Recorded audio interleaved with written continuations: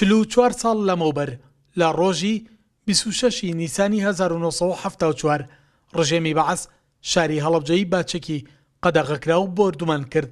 لە ئەنجامدا زیاتر لە 150 هاوڵاتی شەهید و بریندار بوون.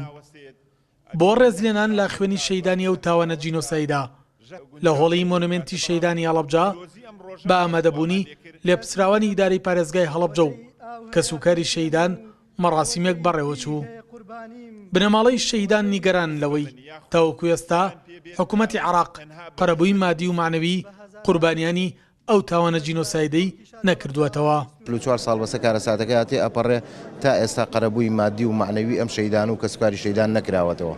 ساڵانە ئێمە یاداشتێک بەرزەکەینەوە بۆ بەرپرسانی و بەڕێوەبەرایەتی شەیدان و بەرپرسانی هەرێمی کوردستان جوابمان نایەنەوە. لە ئێستاە من گەیشتومەتە ئەو قەناعەتەی کە داوا لە ئەم خولەی پەرلەمانی عێراق بکەم لە کاندیدەکانی یەکێتی نیشتیمانی کوردستان بکەم کە بتوانن ئەوان ئەم کەیسەمان بۆ زیینوکەنەوە لە حکوومەتی لە پەرلەمانی بەغایە باز لە کارەساتەکە بکەن و داوای قەرەبوو بۆ کەسوکاری شەیدان بکەنەوە. تا ئێستا 44 ساڵ تێپەڕێ بەسەرەوە یادەیە هەندێک لە شەیدەکان وەکو شەیدی هاوڵاتی ناسراوە. باقێکی تری هیچ شتێکی بۆ نەکراوە، بریندارەکانیش هیچ ئیمتیازاتێکیان نییە. ئێمە تەمە ناکەین کە لە ناو مۆنومنتی هەڵەبجە جێگایەک تەرخان کرێ بۆ شەیدانی 26/4/1974 لە حکوومەتی عێراقیە ئەو کارەساتە وەکو جینۆساید نەناسراوە. ئێمە تەمە ناکەین ئەو کارەساتە بە جینۆساید بناسرێ و قوربانیەکانیشی ئیمتیازاتیان هەبێت و وەکو سکاریشیان قەرەبوو بکرێتەوە.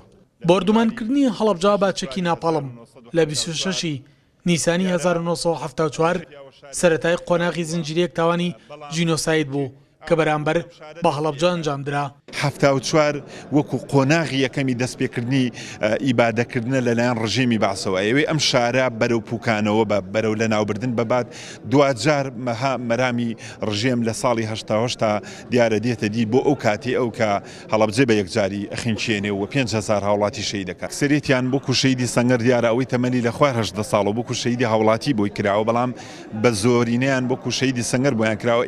هەڵەبجە لە ئەنجامی قوربانیدانەکەی لە ئێستادا بووەتە یەکێک لە پارێزگاکانی عێراق و بە هەوڵی قوبات تاڵەبانی جێگری سەرۆکی حکوومەتی هەرێمی کوردستان هەنگاوەکانی کردنەوەی فەرمانگە فیدراڵیەکانیش لە ئێستادا دەستی پێکردووە. ئێمە سەرمان بەرزە هەنگاوەکانی بە پارێزگا بوونیشمان ئەتوانین بڵێن لە هەرێمی کوردستانە لە سا 75 بڕیوە.